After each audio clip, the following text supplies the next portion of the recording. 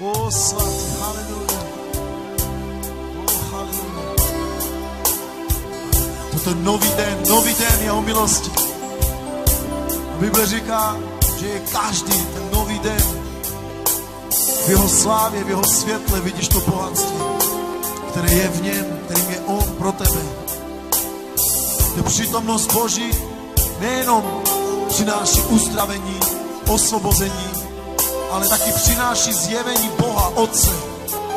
Odkrývají se vám, sám Bůh se odkrývá a odkrývají se vám ty vlastnosti Boha, to, kým je on. Když dovolíš, aby jeho přítomnost tě zahalila, tehdy dokážeš rozpoznávat Boha Otce. Dokážeš vidět to, jaký je dobrý, jak je velký a mocný. Vstup do té přítomnosti. Vstup do té přítomnosti. Nebuď jako izraelský národ, který jenom hleděl na to, když Mojžíš byl ve slávě. Protože se nenaučili vejít do přítomnosti.